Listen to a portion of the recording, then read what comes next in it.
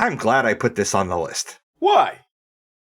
I was getting tired of saying Down Periscope is the most accurate Navy movie we've seen for the show. Is that why you do this podcast? Just to find movies that accurately depict the Navy? Well, yeah, pretty much. Someday we'll have to discuss what you think of the song In the Navy by the Village People.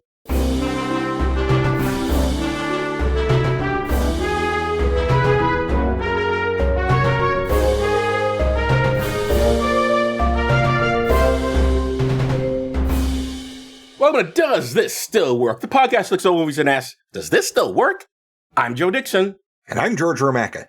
Today we're discussing the final countdown. Folks, that song is not in this movie. At all. Not even a little. When did that song come out? Hold on. And it's pretty wild to name your picture. I mean, maybe it's not named after the song, but still, you have the famous song. The song didn't come out for another 6 years. Oh.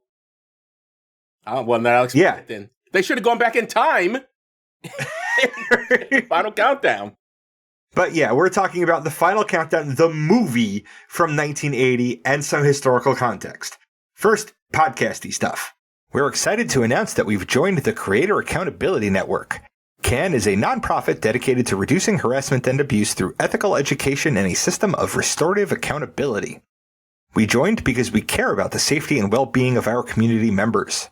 If you feel our behavior or content has harmed someone, please report it to CAN, either via the reporting form on their website, creatoraccountabilitynetwork.org, or via their hotline at 617-249-4255. They'll help us make it right and avoid repeating that mistake in the future. CAN also needs volunteers from our communities to help with their work, so if you have skills you think would be helpful, or time and a desire to help, please visit their website to find out how you can volunteer. Most importantly, get the word out to other creators who you think would be interested in getting credentialed. Help us build safer communities together. You can reach us at dtswpod@gmail.com, on Facebook, Letterboxd, and on our YouTube channel. Joe is on Blue Sky at joedixon.bsky.social. Please tell your friends about us, even the ones who will jump back in the water to save the dog, maybe especially those ones, and leave 5-star ratings everywhere. You can pick what we watch and get extra per episode content by funding us on Patreon for as little as $1 a month at patreon.com/dtswpod. Now, George, take us back to 1980. Okay. And this is the way it was. I wanted to see if there was any news about time travel in 1980. Most of the hits were about this movie. But one took me someplace so unexpected that I just have to bring it to you fine people. Indeed. Joe, give us our first headline from the Redbridge Guardian and Independent, Wanstead and Woodford edition of London, England. Time travel. Handle with care. It is not a mental package holiday. Let's read a bit here. Quoting, if you're tired of opening presents and want something to distract your thoughts from severe indigestion, then doing a spot of time travel may well seem appealing. The basic requirements to start the journey into the past are simple. You need 2 helpers. One to massage your head and another to rub your feet. Now, head, they mean the one on your shoulders, right? Yes. Okay. Then it's up to you to relax and, with the help of your friends, rise from the floor 500 feet into the air and then look down and explain what you see. Once you've reached this point, you are able to float into the earliest parts of your life and experience past lives firsthand. Really? Yeah, apparently.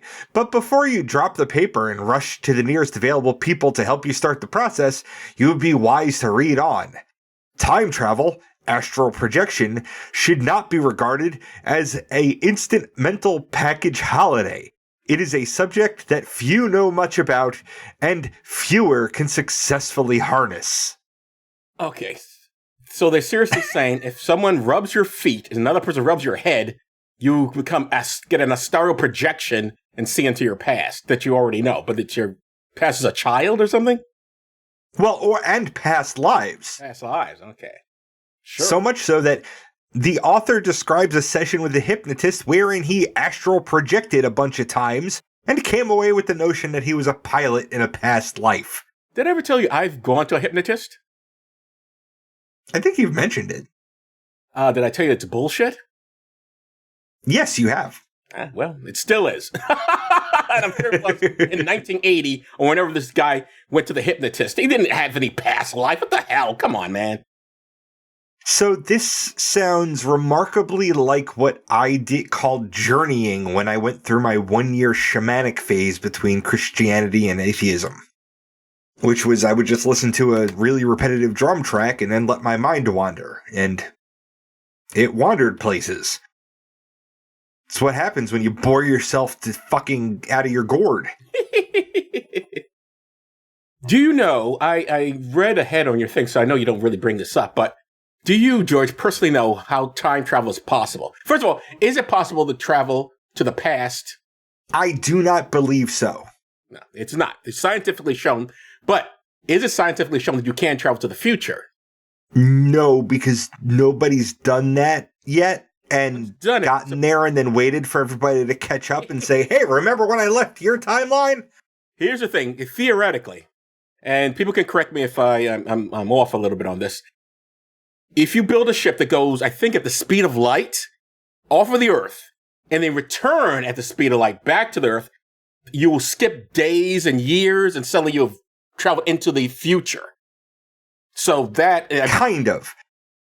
It's like, and this is borne out because GPS satellites have to account for the fact that time moves slightly faster for them because they're further away from Earth than we are on the surface. Mm. Like, we do know that time is affected by gravity, and that space and time are more like two sides of the same coin than separate things. So yeah, like relativity says that you can, if you are traveling at a fast enough speed, you will be traveling faster through time. Not super useful though. It's very rare that people in the future need to know what we knew in the past. Yeah, it's no fun that way, but nonetheless, it is at least theoretically possible for us to travel to the future. I mean, we are always traveling into the future at a rate of 1 second per second at local gravity. Like tomorrow is the future, and we're going to be in that soon, so yeah. Yep. So speaking of pilots, they were dying a lot in 1980, at least in the Navy. Joe, give us our second headline from the Honolulu Star-Advertiser of Honolulu, Hawaii. Loss of planes, crewmen has Navy deeply worried. In 1980, as of November that year, 93 aircraft were lost and 83 pilots and crew died in what the Navy euphemistically deemed the peacetime attrition rate. Most of the lost aircraft were the A6 family, which included the EA-5B Prowler, which was the world's most advanced electronics warfare aircraft, which themselves were already in short supply. A quick question, and I don't know if you could answer this. Where did these names come from? I assume there was an A1 and an A2, and they stopped at the A6, or you have no idea? It's all model numbers and going from there. It's why Honda has a CRX car, because somebody didn't feel like coming up with a name for it. That's my hypothesis. Well, because I know that for the WD-40, the reason it's called WD-40 is because there was a WD-1, then a 2, then a 3, and then they hit on 40 because finally it started working. Yeah, my magic spreadsheet at work that I will have given this presentation by the time listeners hear this, but as of recording it, I have to present to my business unit VP this magic spreadsheet that I have built at work. Has version numbers on it because I have to keep track of when I changed what in case something breaks. Okay. So a fuel shortage was curtailing the Navy's ability to keep its pilots and air crews proficient. Additionally, the incentives to stay in the Navy weren't super strong, and experienced necessary people were leaving for greener civilian pastures, leaving less experienced people to take their places.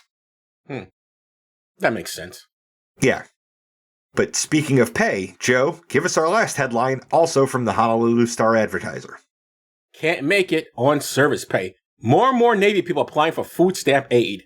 We all remember Jimmy Carter for being a really nice guy who built homes with Homes for Humanity. Well, he wasn't perfect. Nobody is. Quoting from the article, "You should assess other factors involved in re-enlistment problems," ex-Navy Lieutenant Carter wrote, rejecting the Joint Chiefs of Staff plea for pay raises. "When I was in the Navy, pay was not the major factor." Carter was commissioned an ensign in 1946 and left the service as lieutenant in 1953, opting against making the Navy a career. I'm kind of surprised how obtuse that statement is. Like, he was an officer. He wasn't in the rank structure where people were applying for food stamps. And Jimmy Carter seemed like the kind of guy that would know better than to do that. I will finish your stuff here, but I'll tell you a little about the old Jimmy there. Alrighty. I was in that pay structure all the way until I was an E6. So you're saying you were on food stamps for a while? Yeah. I had kids. That statement was made as he rejected a proposal from the Joint Chiefs for 3 years of 6.6% raises to make up for inflation. That article also has a couple of stories about how hard families had it, and I'm not really sure how much better, if at all, it is today. Indeed. Here's the thing. All right, quickly on Jimmy Carter, and then we'll get into the movie. And I was alive when he was president, unlike George. So I was young, but I still remember somewhat his presidency. He's a lot more conservative than people remember. He's the one who signed the Hyde Amendment, which stopped people from getting abortions overseas. He was a better ex-president than he was a president. As an ex-president, he wasn't a Republican, but he was pretty close. Very conservative on abortion, very much, everyone can just go to church and get your healings, and the government didn't really need to help you that much. And of course, we see here with the stuff with the military. So he was not great. It's interesting, once he left government service, that's when he became really super, I don't want to say Christian, because we see what Christians are really like, but the idea we would hope most Christians would be. The theoretical idea of Christianity, he suddenly started following, like building a house for the homeless, and suddenly speaking out, and suddenly deciding gays did have rights. But none of that was true when he was president. Okay, good. Then I'm not insane for being like, nobody's perfect. All right, Joe, let's talk about the final countdown. Although we're 6 years too early. Yep. Okay, this is directed by Don Taylor, and I've seen his work in Escape from the Planet of the Apes and The Island of Dr. Moreau, and I've also seen Damien, Omen 2. Can I tell you another quick little historical thing that I know? Sure. About the name Damien. It's got really nothing to do with this movie, other than, as you know, George, people are very stupid. And so the name Damien, yes, thanks to this movie, people decided, well, you must be involved with Satan. So many years after this picture, this little one we're going to talk about, and also after Damien Omen 2 came out, some kids, and I forget what part of the country it was, but it was rural South, wherever, and were accused of a murder. And it will turn out later, years later, that they were innocent. But they got arrested because they thought they were Satanists. Because, this is during the time when people were under the impression that the Satanists were running all over the place and converting our precious, Christian children. And so this poor kid gets arrested, and they start harrying him on his name was Damien. His parents named him Damien, which, of course, he had nothing to do with. His parents were the ones who named him. And also, But yeah, I just remember that. Your name is Damien. What's that about? Because they had the interrogation. I saw this in the documentary. I think it was the Westlake 6 or something like that. I can't remember. But powerful documentary. I think those kids are all out now. But they were accused of committing a murder that they did not commit. Clearly. And the cops were just a bunch of dumb hicks who were just obsessed with, you must be Satanist. Satan did not command it. Anyway, here's the verbs. Oh, I'm sorry. No, I'm not done yet. Let me finish with the credits here. This is written by Thomas Hunter, Peter Powell, and David Ambrose. Mm-hmm. Peter Powell, he should have been a comic book hero. Yeah, he's got that DC Comics naming scheme going. I think it's more Marvel does the two naming. I think Clark Kent, Lana Lang, Lois Lane. Oh, that's true. But Clark Kent is really CK, And then there's Bruce Wayne, who's not alliterative at all. Meanwhile, in Marvel, it's Matt Murdock, Peter Parker. Okay, comic books in general. We can just... Yeah. Okay, anyway. All right. The blurbs. IMDb says, a modern aircraft carrier is thrown back in time to 1941 near Hawaii, just hours before the Japanese attack on Pearl Harbor. Short and sweet. YouTube says, due to a freak electrical storm, the USS Nimitz, the world's largest nuclear-powered aircraft carrier, is transported back to December 6, 1941, in time to head off the Japanese attack on Pearl Harbor. As the fateful hour grows near, the ship's commanders must wrestle with the moral and ethical dilemmas of interfering with the progress of history. Now, George, quick question. If an electrical storm is sending you back in time, is freak really the proper way to describe it? I mean, it's a hell of an electrical storm. I don't know if it's the proper way to describe it, but it's not an improper way to describe it. That's a freaky storm, a freaky electrical storm. I mean, electrical storms don't usually send you back in time, so that would be a freak occurrance during a storm, hence freak storm. Although I guess even though I'm an old man, I'm using the more modern language for freak as in sexual. So for me, it's like thinking like, oh, a freak, oh, a freaky electrical storm, like, huh? As opposed to like, you know, some girl tells you, I'm a freak. Take about 20% off there, Joe. All right. Some of the characters we might discuss. Captain Yellen is played by father of Michael Douglas and rapist of Natalie Wood, Kirk Douglas. Mm-hmm. Another quick history. Kirk Douglas indeed was accused of raping Natalie Wood. You all can look up the history of that, but yeah, not good. Not good at all. Nope. And I've seen his work in Ace in the Hole, Tough Guys, and Spartacus. Probably his most famous film. Warren Lansky is played by Martin Sheen. And we've seen his work in Selma, The Dead Zone, and Apocalypse Now. For myself, I've seen him in The Departed, Judas and the Black Messiah, The American President, Wall Street, and I heard his voice in JFK. And I've seen him as Uncle Ben in The Amazing Spider-Man. Commander Richard Owens is played by James Ferrantino. Senator Samuel Chapman is played by Charles Durning. And for the podcast, we've seen him in North Dallas 40 and Dog Day Afternoon. And both George and I have seen him in Dick Tracy and The Muppet Movie. And on my own, I've seen him in V.I. Warshawski, Tough Guys, that movie again, To Be or Not to Be, the 1983 version, Tootsie, and The Choir Boys, probably the first film I ever actually seen him in.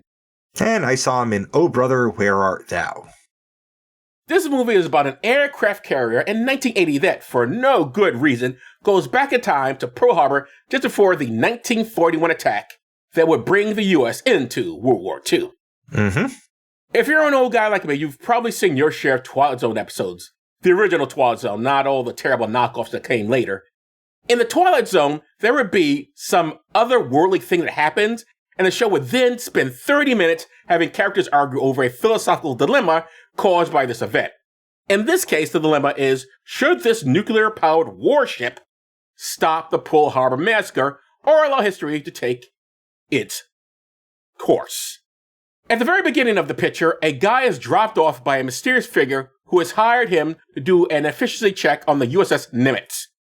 The moment you realize you don't see this character's face or hear his voice, you know full well he's going to be someone from the past who is now in the present. I mean, why else would you not see him or hear him unless there was going to be a surprise, in quotes, at the end?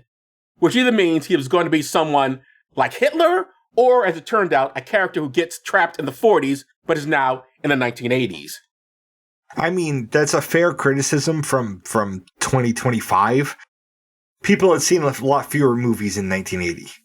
Still, I think that premise of hiding the face and suddenly revealing it's someone, that's been around for a long time. Well, yeah. That predates 1980.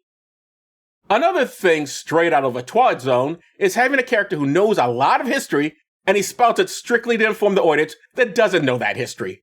George and I will discuss how accurate this movie is in terms of its depiction of the Navy. But my first question is going to be, how many modern-day wing commanders are such experts on Pearl Harbor that not only do they know the code names the Japanese used during the 1941 attack, but also the name of a senator whose yacht disappeared during the Japanese attack?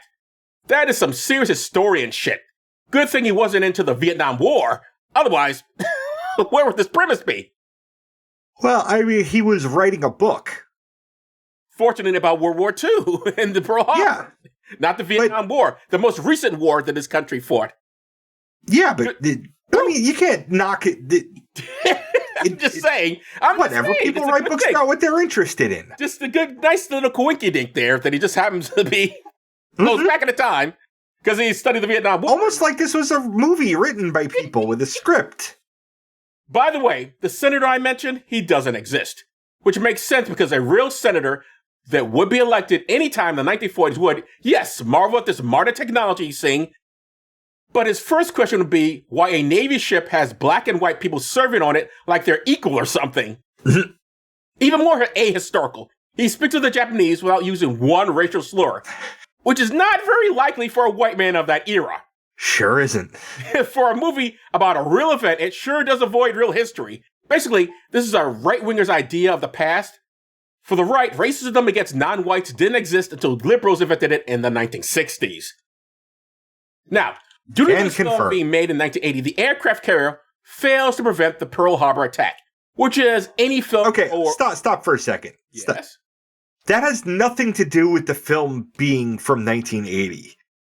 That has to do with the filmmakers not having a budget or the creativity to see that through.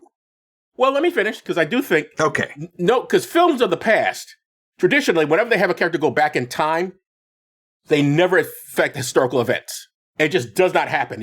I dare you to find an old film where someone goes back in time and a real character from history is affected by them with a point where they're like die or they're whatever. It just doesn't happen. It just did not happen until, George, until 2009, the film Inglourious Bastards.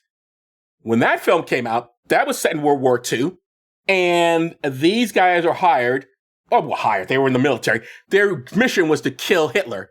And at the end of the film, you know what they do? They kill Hitler, which, as we all know, didn't happen. So this film basically recreated how World War II happened, which I'd never seen before. I didn't know you were allowed to do, but apparently, I mean, obviously you can if you want.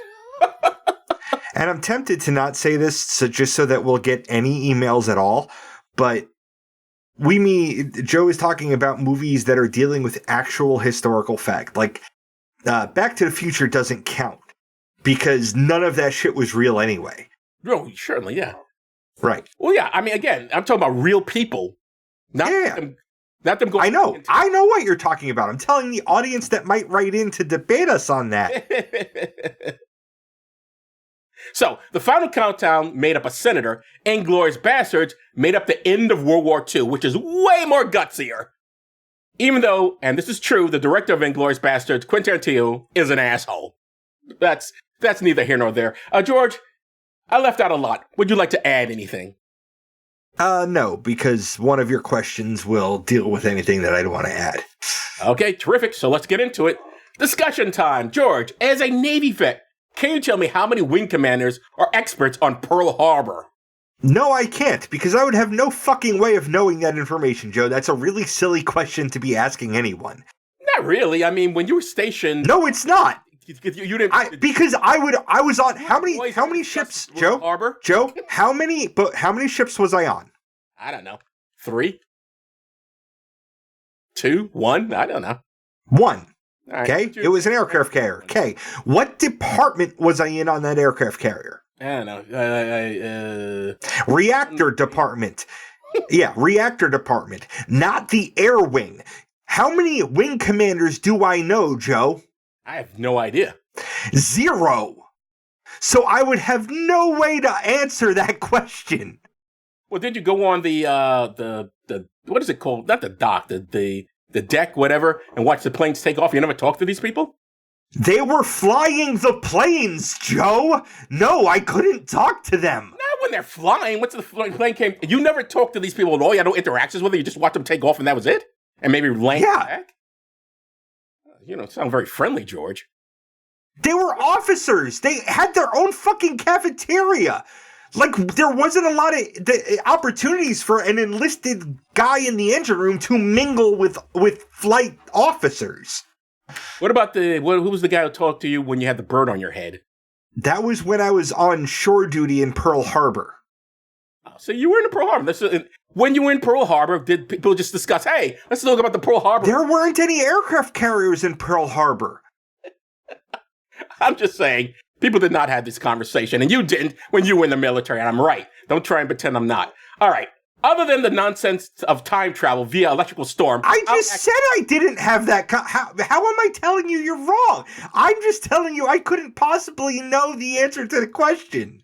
The answer is they wouldn't. Now let's move on. I just answered the second question. Other than the nonsense of time travel via electrical storm, how accurate is this movie? Now we know that the Navy actually was involved in the making of this picture. Right. So everything other than the plot, right, which in this movie is a lot. There was maybe like a half hour of plot and conversation, and the rest of the movie was just watching shit happening on an aircraft carrier. That super fucking accurate. And very fascinating. I almost wish the movie was just about that. Because I've never been on an aircraft carrier. Which may be the only argument I have for why this movie works, is because it's actually a fairly accurate representation of operations on a Nimitz-class aircraft carrier circa 1980. But it still falls down because we don't use F-14 Tomcats anymore. Well, anymore, but you may have used them in the 1980s. Obviously. We did, but it's not an accurate... so it's, again... 1980, yes. Yeah. Quick question. Not question, but for me, one of the most exciting parts of the movie is not although there's the air fighting that they shot is also very interesting, but when they're giving oil to the aircrafts up in the air, I never seen that before. So, that was amazing. How exactly does that work? Do you know how that works? It works exactly like you saw. There's a hose connected to looks like a badminton cone that just trails behind the tanker ship thing. The plane needing fuel has a nozzle thing that'll pop out, and it'll just shunk into that cone, and it'll seal itself around there and then pump fuel. That was amazing. I'd never seen that before. That is wild. That's what mid-air fueling looks like. Yep. All up in the air. That is amazing. The other thing that people don't generally see, remember kind of in the beginning of the movie when they had a pilot that their arresting gear wasn't working, so they had to put up a fucking net to catch the plane? Right. Real fucking thing. Well, I definitely recognize when they had the cord thing, because you told me about it, and of course... The arresting cable, yeah. Yeah, arresting cable. You showed me the video of the guy who had to jump out of the way when it broke off or something. And when it snapped on my ship. It was on your ship, the George Washington. So, yeah, so the stuff about the ship was, and again, probably because the Navy was involved, was really good. Just very fast. Yeah. Have you ever been on the Nimitz?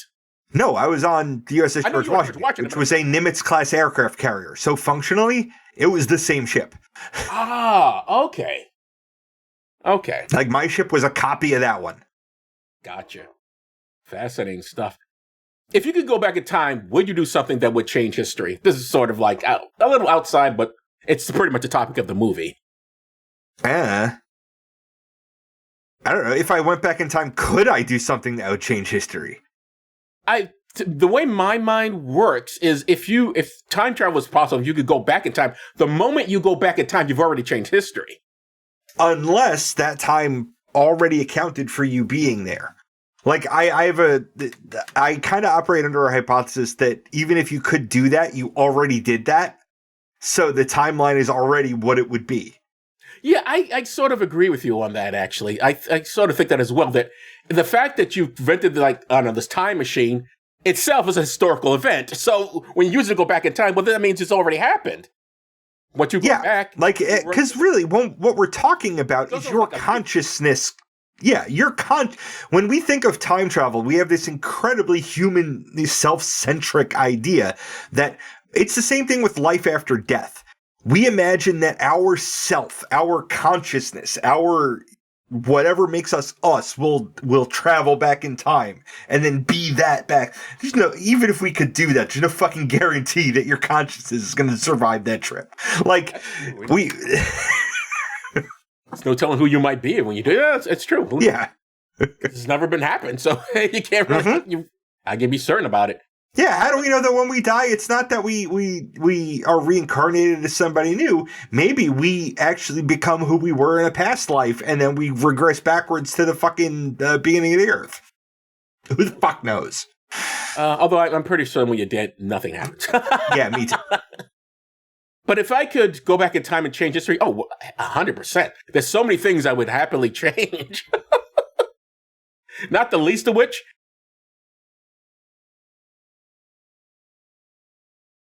and put in stuff that should be in there. And see, maybe they'll make the world a better place. So when I say when he says thou shalt not kill, he means do not murder people. Do not steal people's land. Do not, no rape. That would be in there. There's so many things I would do in a heartbeat.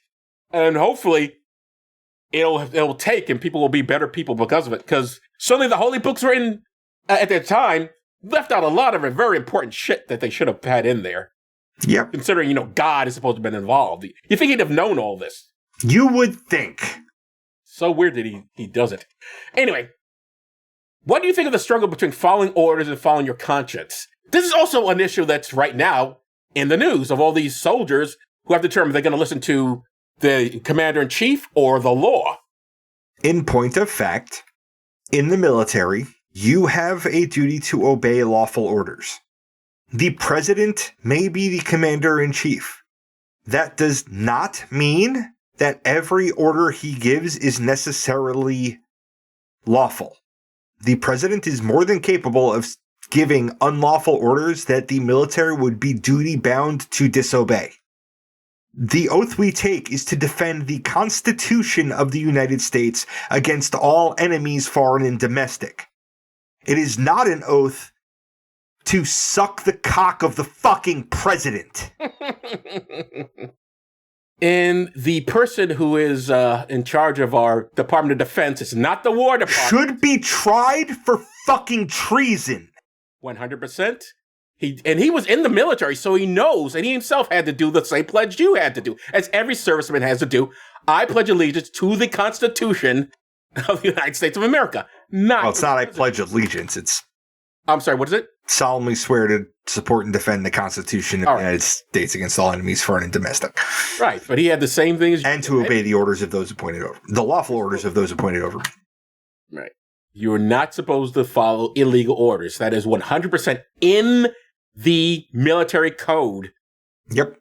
So how this is a discussion, I don't know, but that's the way. So anyway, back to the... And not to mention, we have the historical president of the Nuremberg trials saying, no, I was following orders does not exculpate you from war crimes or crimes against humanity. Quite honestly, I think this is another reason we need to teach history in this country, is I think people are under the impression that only applies to the Nazis and not to everybody. Honestly, I think people really do think that it began and ended there, and then suddenly everyone else can do whatever the fuck they want. Right, and we haven't had our collective Mitchell and Webb moment where we look at ourselves and go, are we the baddies? But I'm sorry, I didn't give you a chance to answer this. So, the struggle between following orders and following your conscience, like let's say in this hypothetical, you're back in World War II. Do you stop this Pearl Harbor attack? Or do you follow like, oh, you know what? It happened and we shouldn't change history? Because I would straight up change history. It's not sacred. I've gone back in time. I've already changed history. My being here has changed history. I don't. Okay. Because Germany was working on nukes too. We got there first because we were attacked. If we foil that attack, our entry into the war is delayed or just less urgent. And we don't have the gas to develop nuclear weapons. We don't drop them on Hiroshima and Nagasaki and end that theater.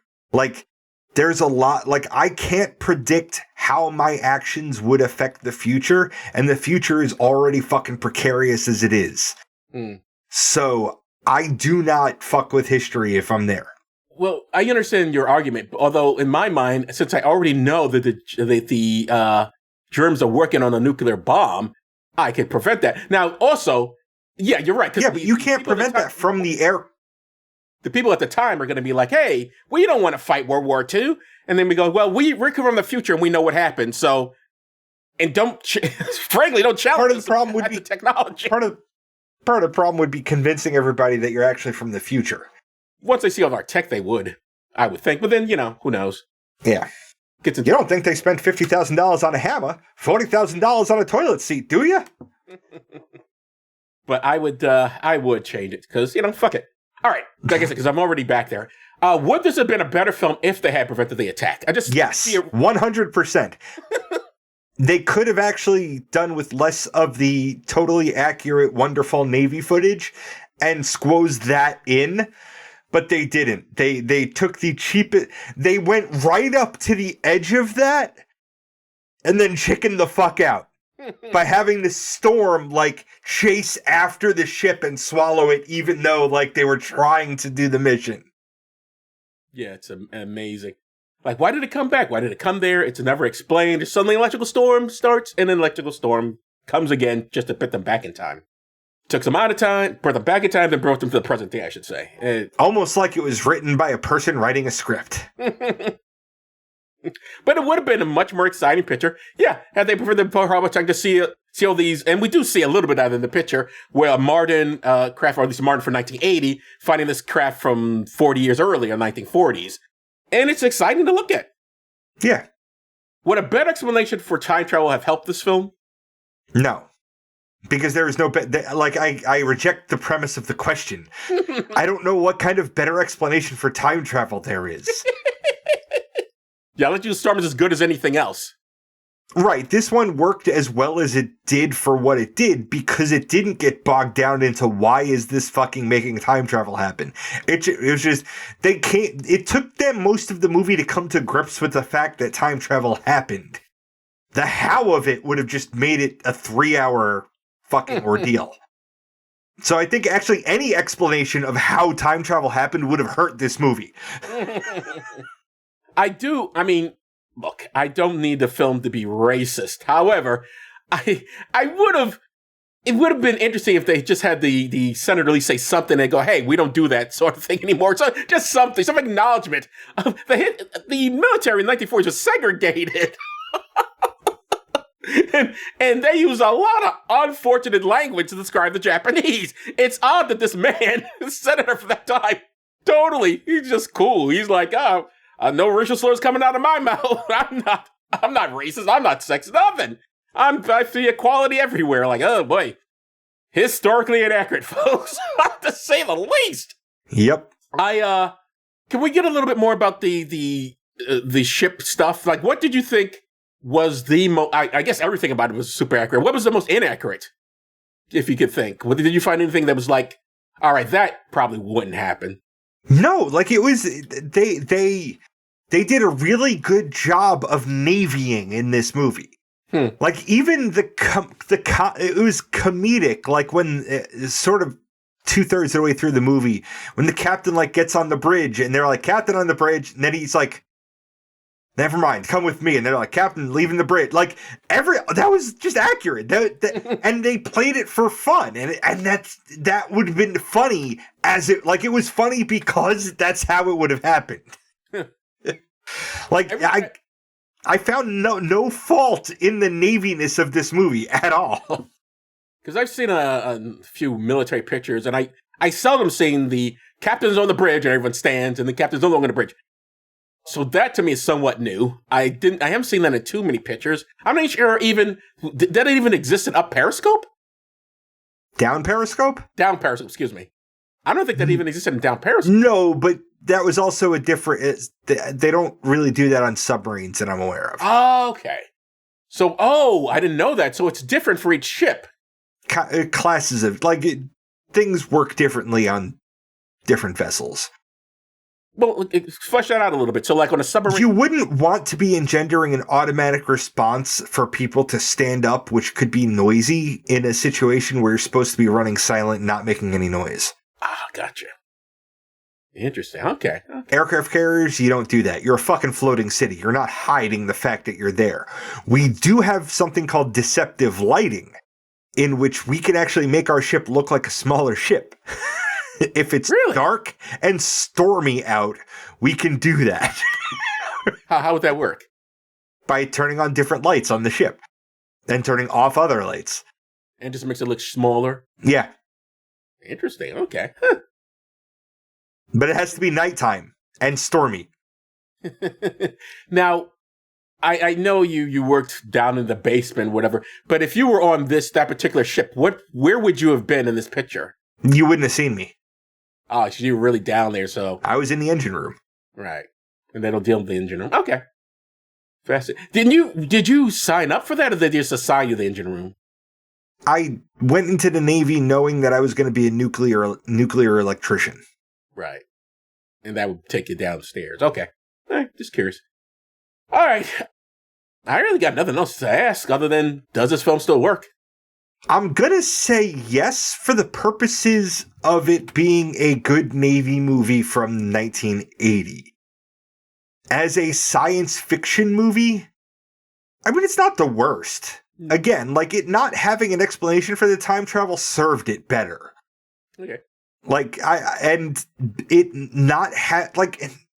that palpable lack of racism does make it actually work a little better than it could. It's easier to watch. Yeah. So I'm going to say, like, because honestly, I did enjoy watching this movie. And for no small part being that, like, I was just tickled to see the Navy shit actually being portrayed properly. But yeah, I'm going to say it worked. And I'm going to agree with you. I think it's not a... Let me be clear. This is not a great movie. No, it's not. But if you're curious about how things are done in 19... And some of it's still happening today. This is a good film. This is a good film if you want to watch Navy stuff from that time. And you're curious about, let's say you're about to join the Navy and you want to get see a couple of films about it. This is more accurate than Top Gun. Definitely. Right? I mean, Top Gun wasn't inaccurate in what it showed happening on an aircraft carrier, but most of the movie wasn't there. Well, you're telling me, I remember you mentioned it that because the Tom Cruise character got thrown to the brig and you thought, that doesn't sound right. Or there was some... No, he should have been thrown in the brig. At the beginning of the film, they talk about all the mistakes or things he did, and you thought that... I remember... No. They wouldn't bring up his fucking family. Oh, that's a good thing. Yeah, like, your bloodline doesn't do this kind of shit. Like, fucking whatever that garbage was. And the fact that the Top Gun school was not actually let's see who the best fucking pilot in the Navy is. It was hey, let's train people on how to train pilots. No, but I'm sorry, but there was something on the ship that I remember you mentioning that you just thought it was weird because he gets thrown in the brig. Or at least it said he doesn't get thrown in the brig. A couple of times you thought, what? That doesn't make any sense. But I know. We would have to revisit Top Gun, ladies and gentlemen. Remember what I said? Because I'm not going to. But yeah, I think I found the stuff with the Navy really fun to watch. And again, that whole changing the oil or whatever it was, getting the gas there up in the air, fascinating. Because literally, I've never seen that before. I didn't even know that was a thing. So that was fun. Looking at how things work in a ship like that is fascinating. And so on that score, I would say this still works. As a sci-fi movie, it does not. It's not that interesting. The characters aren't that interesting. I don't... They make a big deal about the senator character where I didn't quite understand why, because they wound up killing them off anyway, so who cares? I think they killed him off to show that philosophy of the timeline sort of asserting itself to keep history from changing, because he wasn't supposed to survive. That is true. It happened to be that he doesn't. But the secretary does. He's with. She survives. Nothing of saying there wasn't any record of her dying.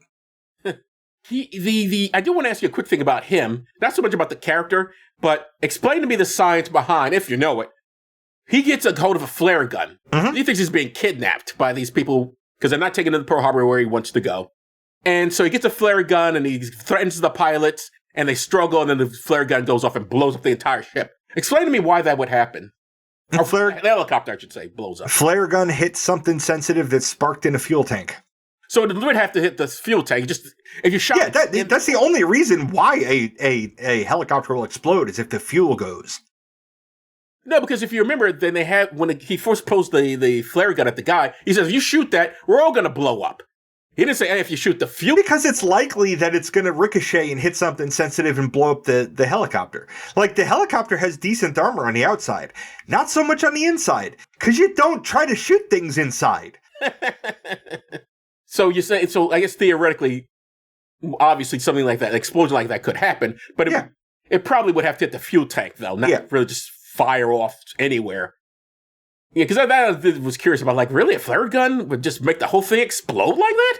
I mean, understand it's not a problem. Right, it's not the least believable thing to happen in this movie. No, certainly not.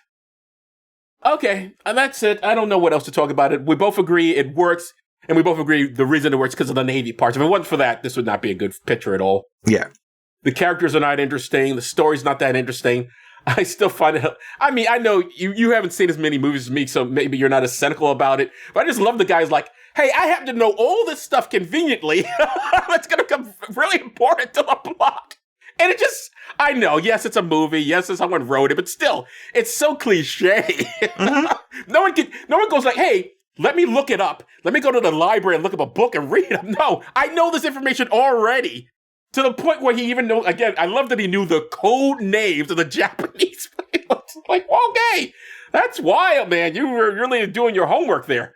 Hey, anyway, what's up next, George? Next week, we'll be talking about Love Actually from 2003. Love Actually is everywhere you look. Mm-hmm. There's a line in the movie. Have you actually seen Love Actually? Nope. That line is in the movie. That's what I was saying. I believe it. Boy, have I heard different things about that film. I haven't seen it since 2003, but I have read people talking about it. And Lord mercy, some people really hate that movie. This is one of those Adam Sandler dramatic roles, right? Oh, no. Who's this? Oh, my goodness, no. This has, oh, God, Hugh Grant in it. Oh, okay. And, who's Sling Blade? That guy, Bill Bob Thornton is in it. The guy who was the bad guy in Die Hard is in it. There's a bunch of actors, a lot of British actors in it, but no Adam Sandler. You're thinking of I don't know what movie you're thinking of. Punch Drunk Love. Okay. That's what I was thinking of. Yes. No, it's not that. So it'll be interesting to see this after all these years. So, as I was saying, a lot of people fucking hate this movie. A lot of people love it. Oh, we're going to find out. See, if we're one of those people, we may come out on different ends on this. Anyway, so I guess that's this episode. I'm Joe Dixon. Thanks for listening. And I'm George Romaka. Thanks for listening indeed, because if a podcast drops and there's nobody around to hear it, it's just another collection of ones and zeros that doesn't matter. You've been listening to Does This Still Work? Produced by Joe Dixon and George Romaka. This content is CAN credentialed, which means you can report instances of harassment, abuse, or other harm on their hotline at 617-249-4255 or on their website at creatoraccountabilitynetwork.org. The hosts can be reached via social media, email, or the contact page at dtswpod.com. Be good to yourself and others, because that still works.